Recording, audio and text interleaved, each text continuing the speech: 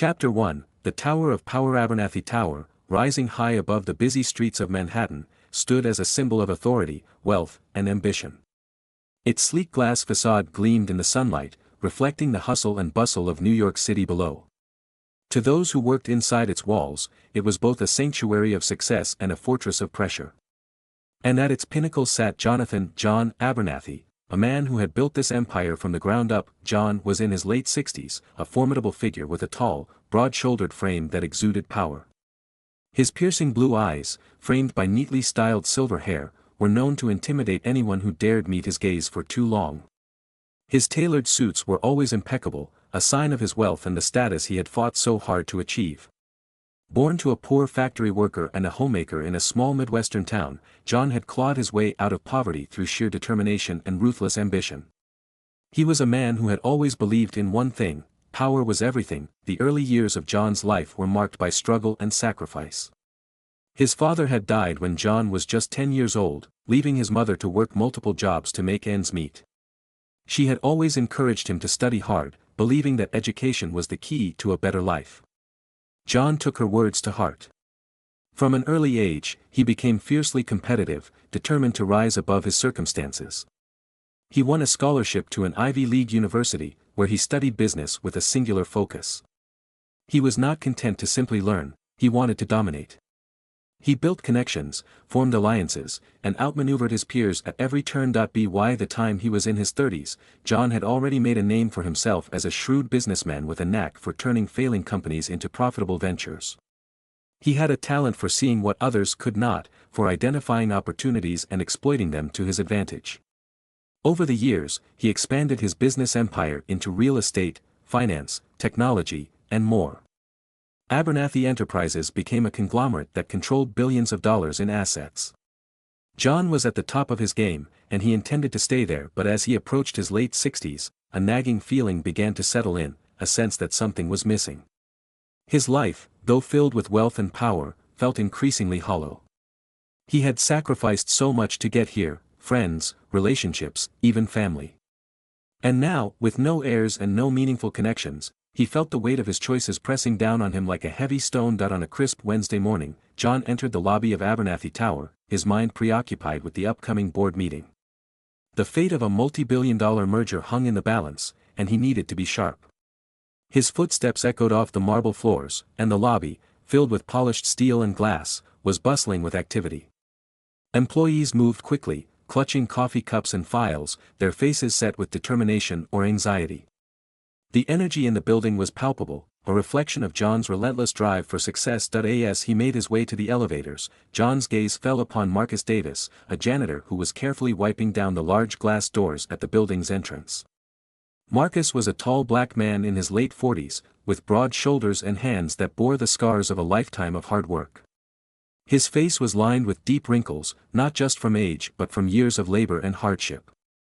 His uniform, slightly faded and frayed at the edges, was a testament to the many years he had spent cleaning the floors of buildings like this one. He moved slowly, methodically, lost in his thoughts. John's eyes narrowed in irritation. In his world, everything was about speed, efficiency, and results. Seeing Marcus move at such a leisurely pace set his teeth on edge.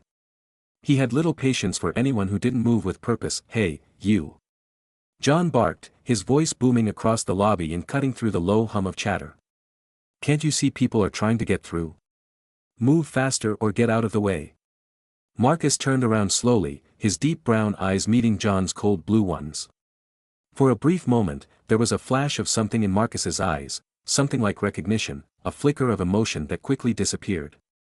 He had worked at Abernathy Tower long enough to know that men like John saw him as nothing more than part of the scenery, or worse, an obstacle in their path. He had learned long ago that responding to such men only made things worse. "Sorry, sir," Marcus muttered, stepping aside and lowering his gaze to avoid further confrontation. He continued wiping the glass, his hands moving faster now, but his mind simmered with anger. He could feel the eyes of other employees on him, could sense their judgment and pity. It was a feeling he was all too familiar with. John scoffed and strode past him without another word, his expensive leather shoes clicking against the marble floor. As he entered the elevator that would take him up to his private office on the top floor, he felt a strange sensation, a flicker of something he couldn't quite place. It wasn't just irritation, it was deeper, more unsettling. He dismissed it as a momentary lapse in concentration. He had more important things to worry about than some janitor's slow pace. Chapter 2, Reflections on the Past. John's office on the top floor was a sanctuary of power and opulence. The room was vast, with floor-to-ceiling windows that offered a breathtaking view of the Manhattan skyline. The walls were adorned with modern art that John had personally selected, pieces that he claimed represented his journey from poverty to prosperity. His desk, a massive slab of polished mahogany, was positioned in the center of the room, surrounded by high-backed leather chairs. The air was cool, the lighting soft, and the atmosphere one of controlled elegance. Linda, his longtime assistant, was already waiting for him with a stack of papers and a fresh cup of coffee. She was in her early 40s, with a sharp mind and a no-nonsense attitude that had made her indispensable to John over the years. She knew how to navigate his moods, knew when to speak and when to remain silent. "Good morning, Mr. Abernathy," she said, placing the coffee on his desk with a practiced smile. "The board meeting is in 30 minutes. I've prepared the reports you requested, and I've included a summary of the latest developments on the merger." John nodded, taking the coffee from her without a word. He sat down at his desk and began to review the documents. His mind was a machine, always processing, always strategizing. The upcoming merger was crucial, a deal that could redefine Abernathy Enterprises' position in the global market. But as he read through the reports, his thoughts kept drifting back to the encounter in the lobby. The janitor's face, there was something about it that bothered him, something that tugged at the edges of his memory. John shook his head, trying to focus. He was a man of logic, of facts and figures.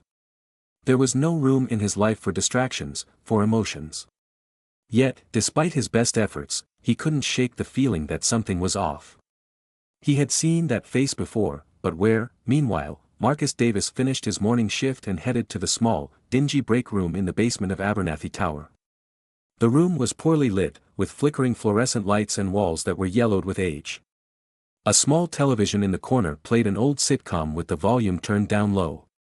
Marcus sat down heavily in one of the rickety chairs and pulled out his lunch, a simple sandwich and a bottle of water. As he ate, Marcus's mind wandered back to his youth. He had grown up in Harlem, raised by a single mother who had worked 2 jobs to keep a roof over their heads and food on the table. Life in the neighborhood was tough, and it was easy to get pulled into trouble. Marcus had friends who ended up in gangs, in jail, or worse.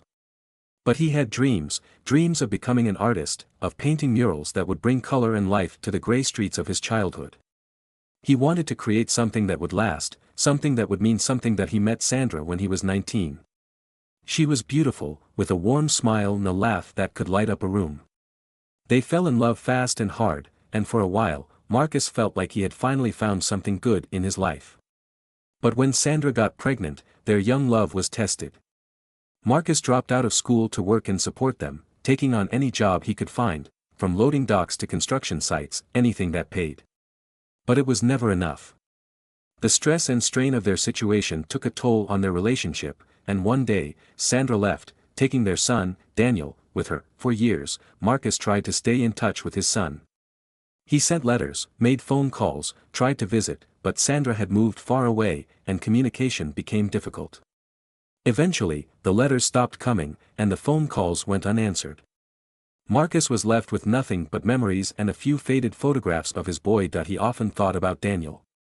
What kind of man had he grown up to be? Was he happy? Was he safe? Did he even remember his father?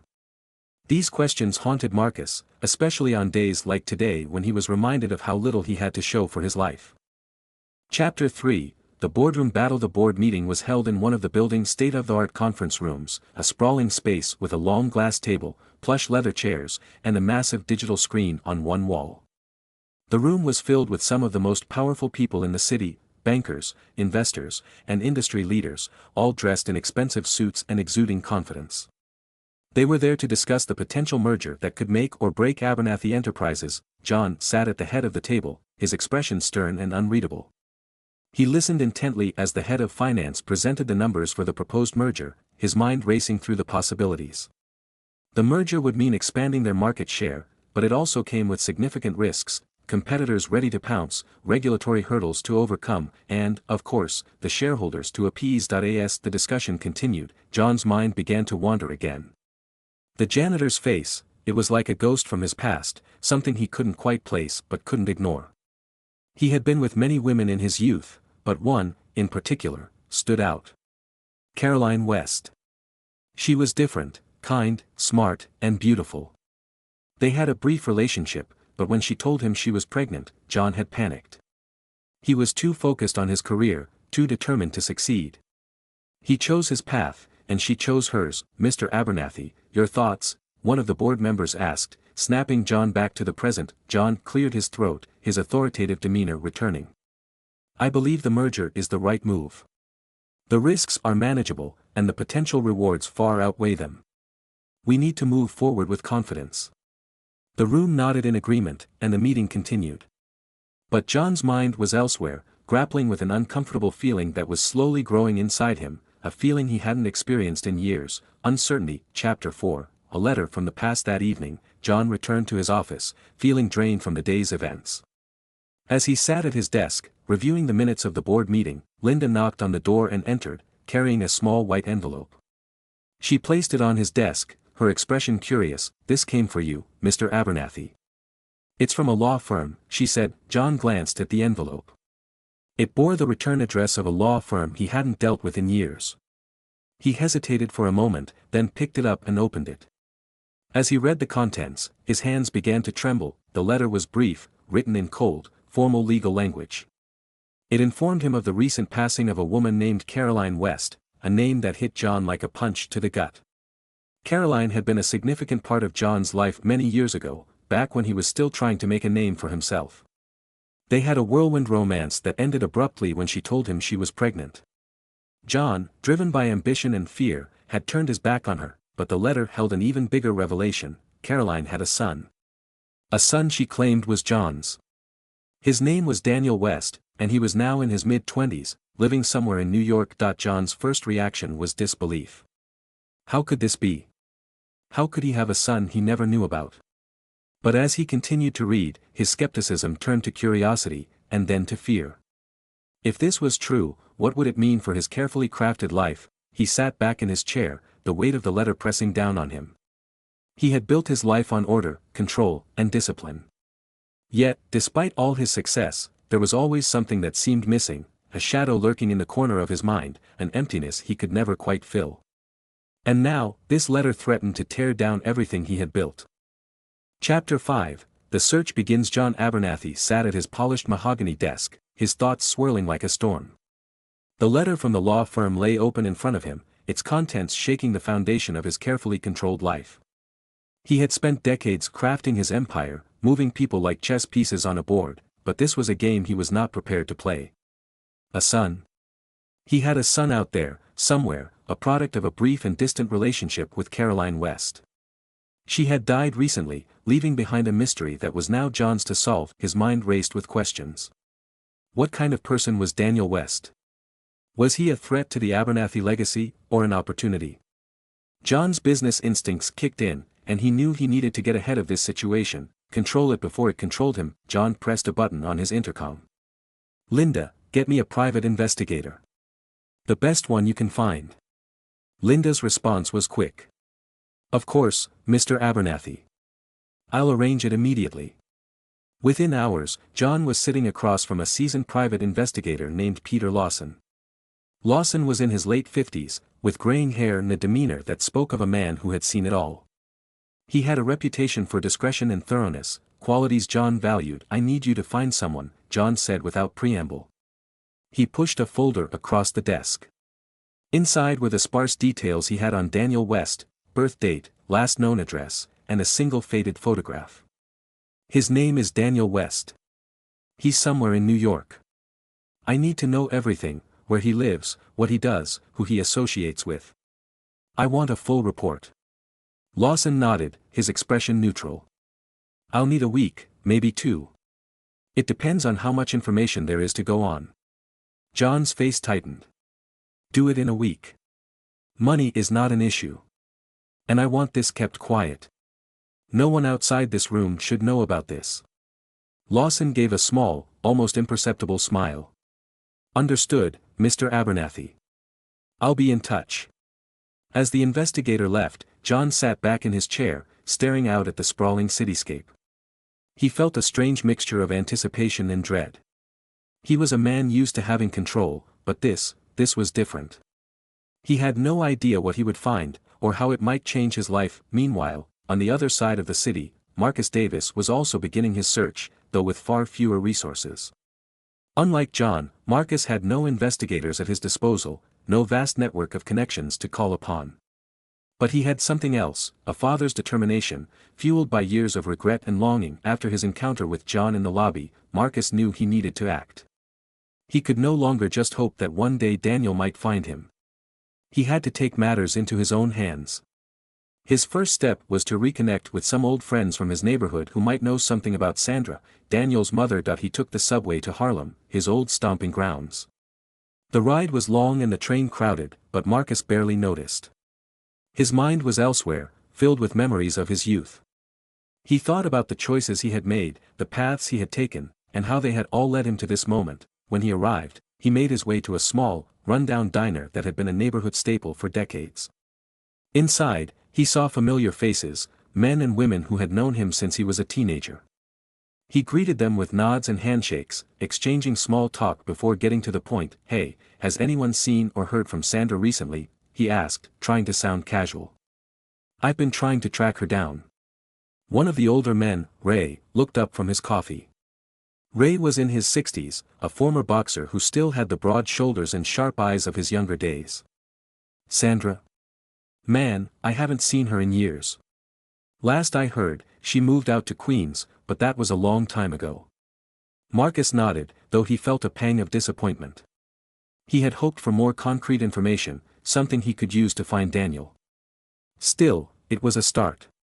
He decided to head to Queens and see what he could find. The next few days were spent traveling from one end of the city to the other, following leads that often led nowhere.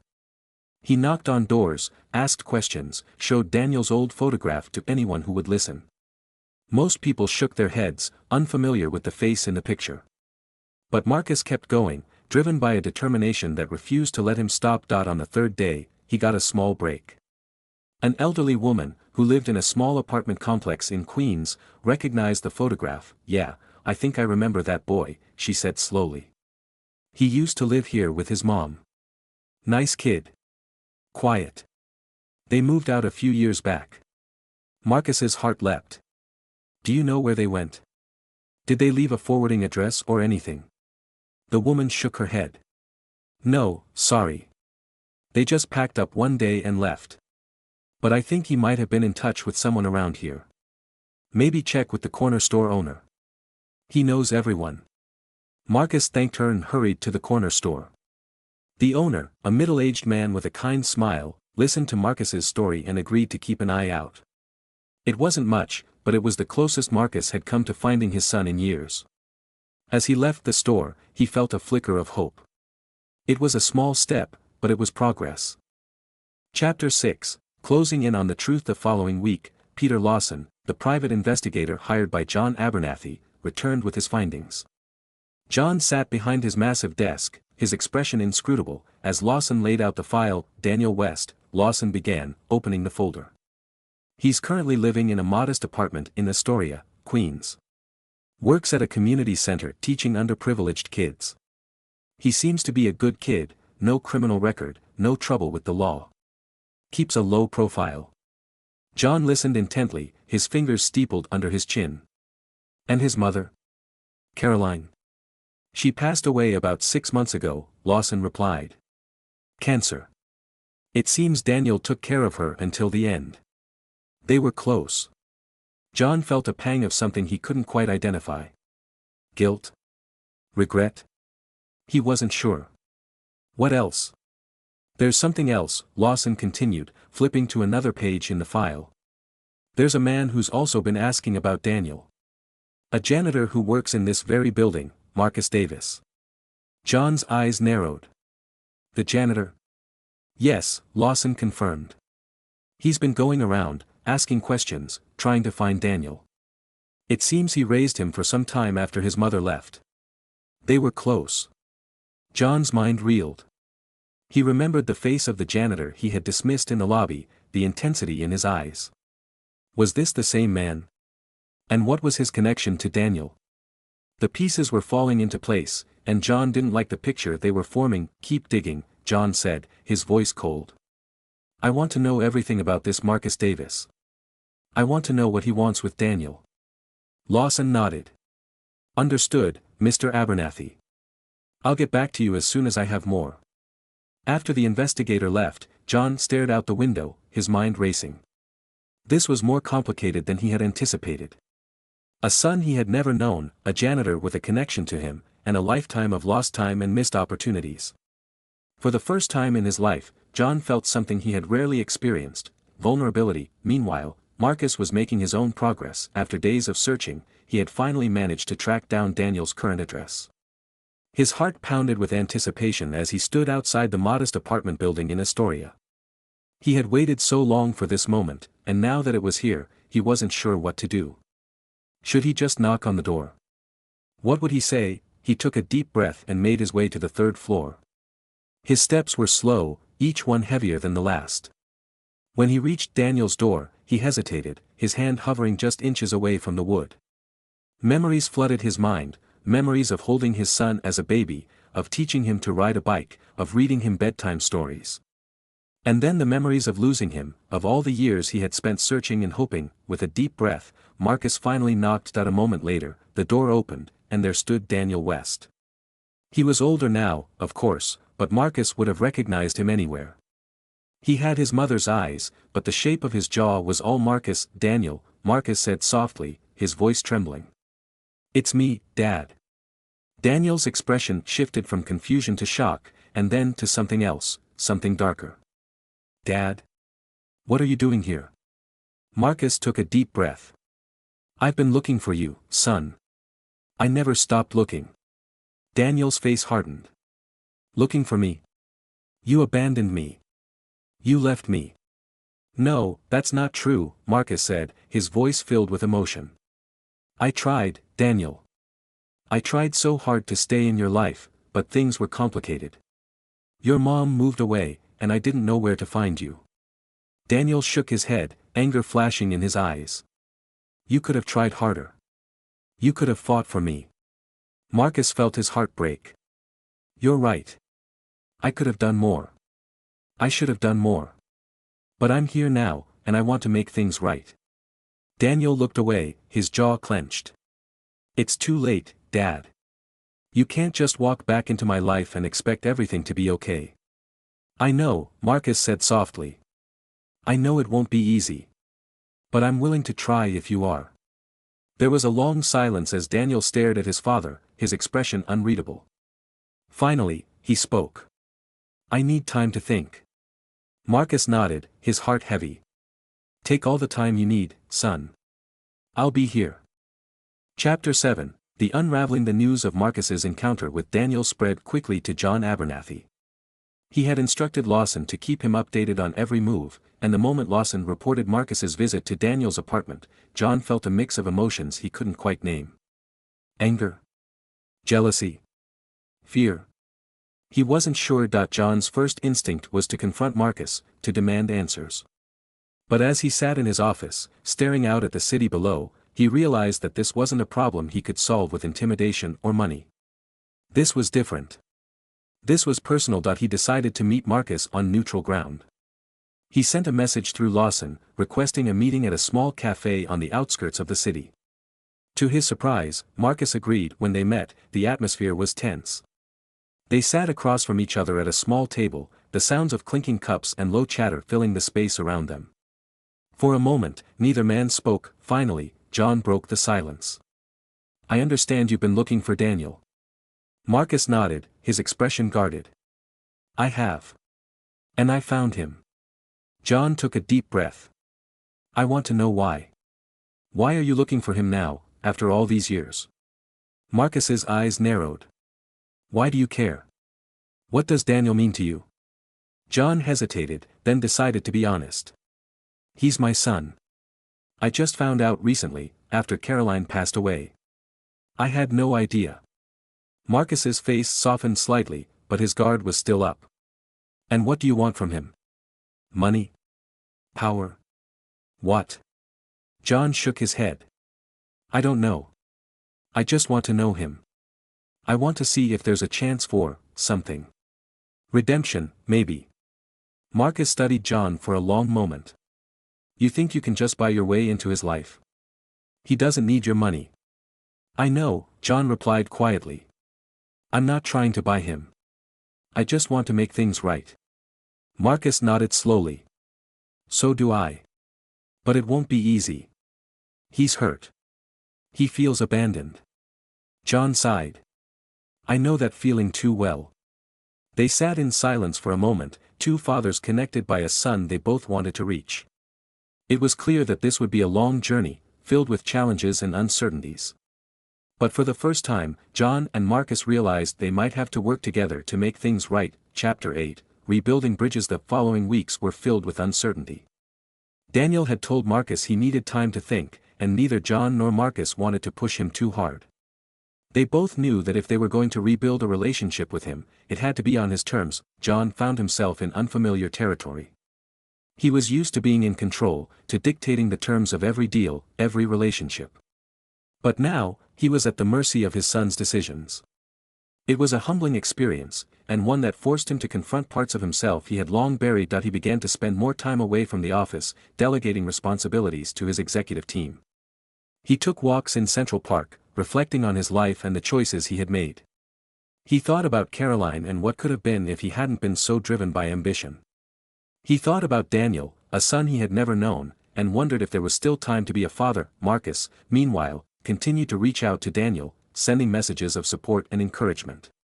He didn't want to overwhelm him, but he also didn't want to disappear again. He was determined to show Daniel that he was here to stay. One day, Daniel finally responded. He agreed to meet both John and Marcus together. The three men sat down at a quiet park bench, the air filled with tension and anticipation. Daniel spoke first. I've thought about what you both said, and I'm willing to give this a chance. But it's not going to be easy, and I don't know if I can ever forgive you fully. John nodded, his expression serious. I understand. I don't expect forgiveness overnight. I just want a chance to know you. Marcus added, we're here for you, Daniel. Whatever you need, we're here. Daniel looked at both men, his eyes filled with a mixture of anger, hope, and uncertainty. We'll see. But you both have a lot to prove. And so, the journey began, a journey of healing, of rebuilding, of trying to bridge the gap of years lost. It wouldn't be easy, but for the first time, they all felt like there was a chance for something more. Chapter 9, The Long Road to Understanding. The days that followed their first meeting in the park were slow and fraught with tension. John and Marcus, two men from vastly different worlds, found themselves working together, cautiously treading the unfamiliar territory of being united in a common goal, to earn the trust of a son they had both, in different ways, lost. For John, each day was a humbling experience. He had always been the master of his fate, a man who dictated terms rather than negotiated them. Yet, when it came to Daniel, he found himself on uncertain ground. He didn't know what to expect from a son he had never raised. Would Daniel even want to know him? Could he ever forgive him for his absence? John realized he needed to change his approach. He couldn't treat this as another business deal where power and money would win the day. This was about sincerity, about patience, a trait he had rarely exercised. John began to step out of his comfort zone. He left the polished floors of his towering office more often, trading them for the modest, sometimes gritty reality of Daniel's world. He made efforts to engage with Daniel in a way that showed genuine interest, attending some of the community events where Daniel worked. The first time he showed up at the community center, John was struck by the stark contrast between the life he had led and the one Daniel was living. The community center was a simple, brick building in a worn-out neighborhood of Queens. Inside, it was filled with laughter, the shouts of children playing, and the chatter of volunteers and staff. It was a vibrant place, but one that was clearly underfunded and in need of repairs.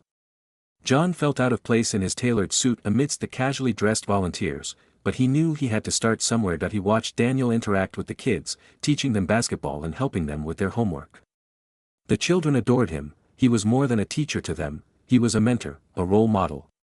John could see that Daniel had a natural charisma, a way of connecting with people that John himself had never possessed. One afternoon, after watching Daniel for a while, John finally approached him. Daniel, wiping sweat from his forehead after a game, glanced up to see his father standing awkwardly by the bleachers. The sight of John, looking so out of place, almost made Daniel smile, but he quickly composed himself. "What are you doing here, John?" Daniel asked, using his father's first name rather than Dad. It was a subtle but clear sign that they were still far from being a family. John cleared his throat, feeling uncharacteristically nervous. "I wanted to see what you do here. I wanted to understand more about your life, who you are." Daniel nodded slowly. "And what do you think? Still trying to figure out if I'm worth the trouble?" John's eyes softened, and he shook his head. "No, that's not it. I already know you're worth it. I want to learn from you, Daniel. I've spent my whole life chasing things that don't really matter. I'm trying to change that." Daniel studied John for a moment, seeing a vulnerability he hadn't expected. "This isn't easy for me either, John. But I'll give you a chance to learn." Over the next few weeks, John continued to show up at the community center, trying to build a relationship with Daniel. He even surprised himself by rolling up his sleeves and helping with some of the tasks, like painting the center's peeling walls or organizing supplies. It was the first time in decades he had done any physical work, and he found it strangely liberating. On one such day, as they were both painting a wall together, John tried to bridge the gap with a story from his past. "You know," John said, dipping his brush into the paint can, "when I was a kid, we didn't have much. My father died when I was young, and my mother had to work 2 jobs to keep food on the table. I had to learn to fend for myself pretty quickly." Daniel listened but didn't respond immediately. He could see John was trying, but it wasn't going to be that simple. "Sounds rough," Daniel finally said. "But that doesn't excuse everything, does it?" John shook his head. "No, it doesn't. I'm not trying to excuse anything. I just want you to know where I come from, why I am the way I am." Daniel nodded. "Fair enough. But it's going to take more than that." John knew that this journey would be a long one. And he was willing to see it through, no matter how difficult it might be. While John was finding his footing, Marcus was also navigating his own challenges. For Marcus, the path to reconciliation with Daniel was equally complicated, but for different reasons. Unlike John, Marcus had been in Daniel's life, but he had lost him. The guilt of having let his son slip away gnawed at him daily. He felt he had failed as a father and now was faced with the monumental task of proving otherwise. One evening, Marcus decided to take a bold step. He invited Daniel to his modest apartment for dinner, hoping that a more intimate setting would help them connect. The apartment was small and cluttered, filled with old photographs and mementos from a life spent working hard for little reward. Marcus cooked Daniel's favorite meal from when he was a child, spaghetti with homemade marinara sauce. When Daniel arrived, he was greeted by the smell of garlic and tomatoes simmering on the stove. It was a smell that brought back a rush of memories, of simpler times, of laughter and love, before everything had fallen apart. He glanced around the apartment, noting the small but thoughtful touches Marcus had made to make him feel at home. "I haven't had this in years," Daniel said, sitting down at the tiny kitchen table. Marcus smiled, his eyes warm with hope. "I remember. You used to love this stuff. You'd always ask for extra cheese."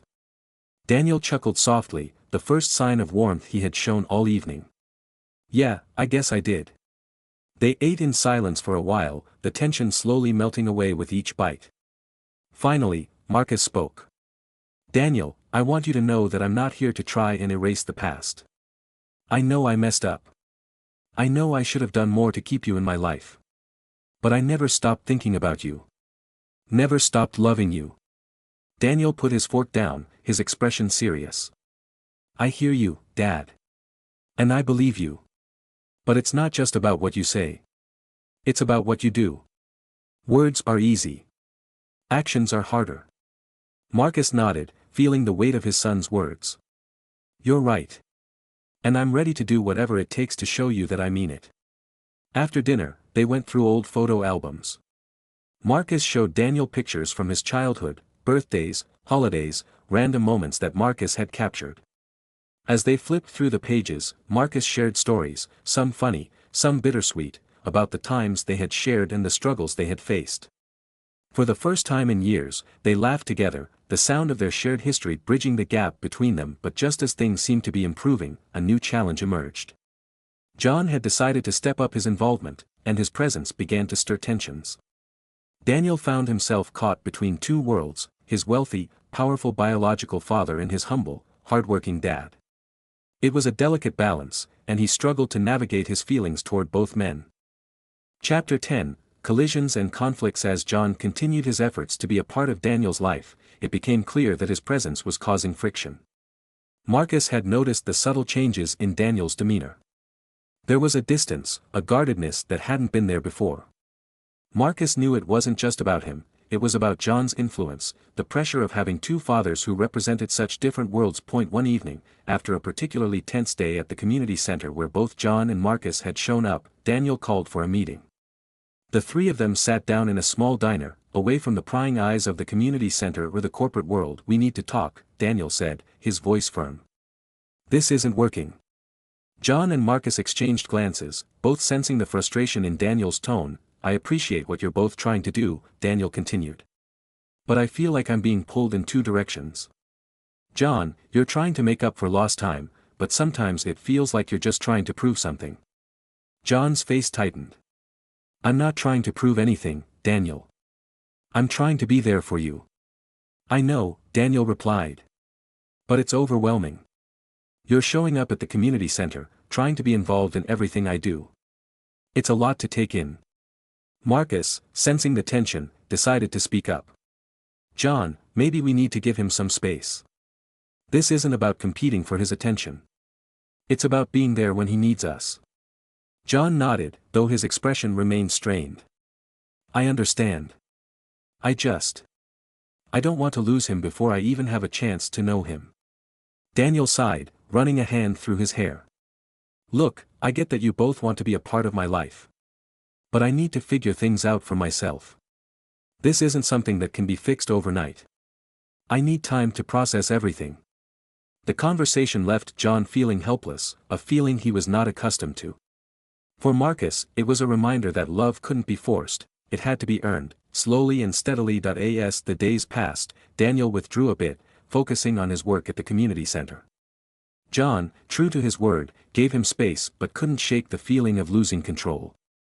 For a man who had always been at the helm, this sense of helplessness was almost unbearable. Then, one day, everything came to a head. A few weeks after their tense meeting at the diner, John decided to make a significant gesture. He knew the community center was struggling financially, so he arranged for a substantial donation from Abernathy Enterprises. It was meant to be a good deed, a way to help Daniel's cause and show that he was serious about supporting him, but when Daniel found out, he was furious. He stormed into John's office, his face flushed with anger. "What the hell, John?" Daniel demanded. "You think throwing money around is going to fix everything?" John was taken aback. "I was trying to help. I know the center needs funds, and I thought." "You thought what?" Daniel interrupted. "That you could just buy your way into my life. This isn't about money, John. It's about trust, about actually being there." John felt a wave of frustration. "I'm trying, Daniel. I'm doing everything I can to be a part of your life." Daniel shook his head, his voice trembling with emotion. "No, you're doing everything you can to control it. That's not what I need. I need you to understand that money isn't the answer to everything." Marcus arrived just in time to witness the heated exchange. He stepped in, placing a calming hand on Daniel's shoulder. "Let's take a breath, everyone. We're all on edge." But the damage had been done. Daniel felt like he was being pulled apart, and it was starting to take a toll on him. He needed to find a way to reconcile these two parts of his life, or he risked losing both. Chapter 11, Breaking Points and Breakthroughs. The tension between John, Marcus, and Daniel reached a boiling point. The emotional strain was becoming unbearable for all of them. Each man was grappling with his own set of insecurities and fears, and it was only a matter of time before something gave way. One evening, Daniel decided to take a break from everything. He needed to clear his head, to think. He went for a long walk through the city, letting the sights and sounds of New York wash over him. He found himself at the old neighborhood basketball court where he used to play as a kid. He sat down on the bench, staring at the empty court, lost in thought that he thought about his life, about the choices he had made, and the ones that had been made for him. He thought about John, the father he never knew, and Marcus, the father who had tried but had failed in many ways. He realized that he was carrying a lot of anger, not just toward them but also toward himself. He needed to let go of that if he was ever going to move forward. Back at the community center, John and Marcus were waiting for him. They had both sensed that Daniel was struggling, and for once, they were on the same page. They decided to sit down and talk, to figure out how they could better support Daniel without suffocating him. I think we've both been pushing too hard, Marcus admitted. He needs to know we're here for him, but he also needs space to figure things out on his own. John nodded, his face somber. I've been trying to make up for lost time, but I realize now that maybe I was doing it more for myself than for him. Maybe we both were, Marcus said quietly. But we can change that. We still have time. That night, when Daniel returned, he found John and Marcus sitting together, waiting for him. There was a sense of calm in the room that hadn't been there before. Daniel, John began, his voice steady, we've been talking, and we realize we need to take a step back. We've been trying to make things right, but we've been going about it the wrong way. Marcus added, we're here for you, but we don't want to overwhelm you. You tell us what you need, and we'll be there. Daniel looked at both men, feeling a sense of relief he hadn't felt in weeks. Thank you, he said softly. I appreciate that. I know this isn't easy for any of us, but I think we can make it work, if we're all willing to try. And so, for the first time, they all found themselves on the same page, ready to face the future together. Chapter 12, A New Beginning. The weeks that followed marked the beginning of a new chapter in their lives. Slowly but surely, Daniel began to let down his guard. He still had his reservations, his doubts, but he was willing to give John and Marcus a chance. And they, in turn, were ready to put in the effort, to show through their actions that they were committed to being there for him. John took a different approach. Instead of trying to insert himself into every aspect of Daniel's life, he focused on being present when it mattered. He started to understand that sometimes, the most valuable thing you can offer isn't money or solutions but simply your presence and your willingness to listen. One day, he asked Daniel if they could spend a day together, just the two of them. Daniel hesitated but eventually agreed. They decided to visit an art gallery in the city, a place that had been a sanctuary for John in his younger days when he was overwhelmed by the pressures of building his empire. As they walked through the gallery, John opened up about his own regrets, his failures, and the lessons he had learned. I've made a lot of mistakes, Daniel, he confessed, his voice heavy with emotion. I've spent too much of my life thinking that success was the only thing that mattered. But I see now that there's more to life than that. Daniel listened, and for the first time, he saw his father not as a towering figure of power but as a flawed man trying to find his way. I appreciate you saying that, John, Daniel said. It means a lot to hear you admit that. John nodded, feeling a weight lift off his shoulders. I'm just glad you're willing to give me a chance. Marcus, meanwhile, continued to rebuild his relationship with Daniel in his own way. They spent weekends together, working on small projects around the neighborhood, painting murals, helping at the local shelter, fixing up abandoned lots. Through these simple acts of service, they found common ground, a way to reconnect that felt natural and unforced. One afternoon, as they were painting a mural together, Marcus turned to Daniel and said, You know, I used to dream of doing this kind of work when I was younger. I always wanted to be an artist, to create something beautiful out of nothing. Daniel smiled. Well, it's never too late to chase those dreams, Dad. Maybe you should start painting again. Marcus chuckled. Maybe I will. Thanks to you. Chapter 13, Forging New Paths. As the months passed, the bond between John, Marcus, and Daniel continued to grow. It wasn't perfect, there were still moments of tension, misunderstandings, and frustration. But there was also a sense of progress, a feeling that they were moving in the right direction. Daniel began to see his father's in a new light. He saw John's efforts to change, to become a better man, and he saw Marcus's determination to make up for lost time. It wasn't easy, but he could see that they were both trying, and that meant something. One day, Daniel had an idea. He wanted to bring his fathers together in a way that would allow them to share their experiences, to learn from each other, and to understand what it meant to be a family. He suggested a weekend trip, a chance for them to get away from the city, to spend time together without any distractions. At first, both John and Marcus were hesitant. The idea of spending an entire weekend together seemed daunting. But they agreed, knowing it was important to Daniel. They rented a small cabin in the Catskills, a few hours outside of New York. The setting was serene, surrounded by tall trees, a crystal-clear lake, and the sounds of nature. It was a stark contrast to the noise and chaos of the city. The first day was awkward, filled with polite conversation and cautious exchanges. But as the weekend went on, something began to shift. They hiked together, cooked meals over a campfire, and shared stories from their pasts, stories of triumph and failure, of love and loss. One evening, as they sat by the lake, Marcus decided to share a story he had never told anyone.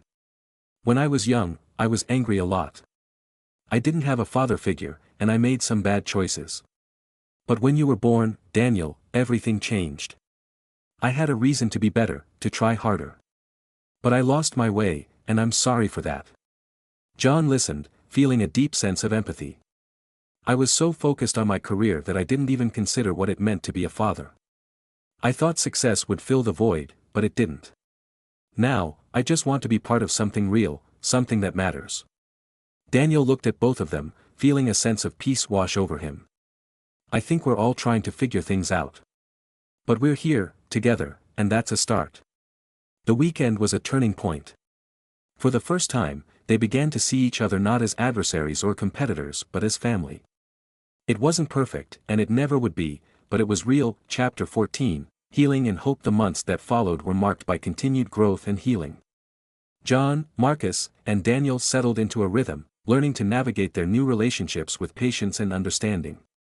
There were still challenges, moments when old wounds resurfaced or when they struggled to communicate, but they faced them together. John continued to spend time at the community center, not to prove anything but simply to be present. He found joy in the small moments, in helping a child with their homework, in listening to the stories of the people around him. He realized that for all his wealth and power, these were the moments that truly mattered. Marcus, meanwhile, took Daniel's advice to heart. He began painting again, starting with small pieces that he hung in his apartment. It was a way for him to express his emotions, to connect with a part of himself he had long ignored.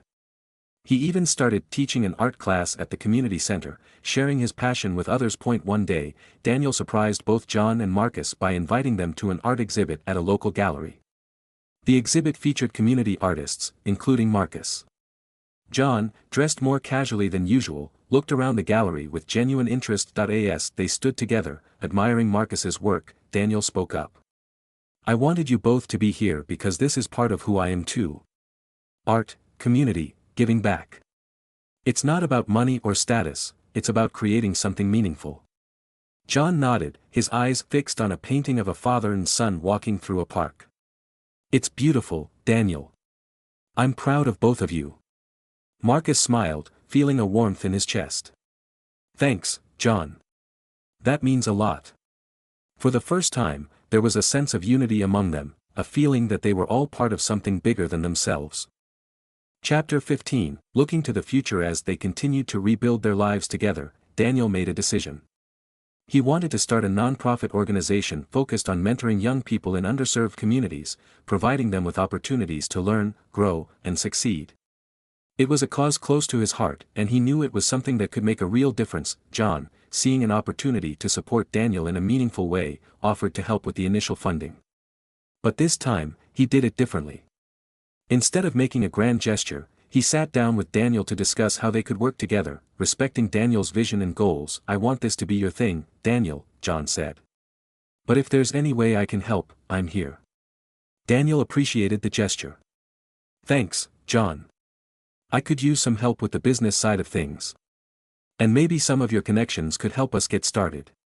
Marcus also offered his support. "I'd love to be involved too. Maybe I can run some art programs or help out in other ways." The three of them began working together, each bringing their unique skills and experiences to the table. It wasn't always easy, there were disagreements, different perspectives, and occasional setbacks, but they kept pushing forward. As the nonprofit began to take shape, they could see the impact it was having. Young people who had been struggling found a sense of purpose and direction. Families who had felt forgotten found support and community. And in the midst of it all, John, Marcus, and Daniel found something they had all been searching for, a sense of belonging. Chapter 16, A New Legacy. In the end, John Abernathy learned that his true legacy was not his wealth, his empire, or his power. It was his family, imperfect as it was. He learned that redemption wasn't about erasing the past but about facing it, learning from it, and choosing a better path. For Marcus, the lesson was that life was about resilience, about never giving up on the people you love, even when it seems impossible. He found a renewed sense of purpose in his art and his community, knowing that he was making a difference. And for Daniel, it was about finding forgiveness, not just for his fathers but for himself.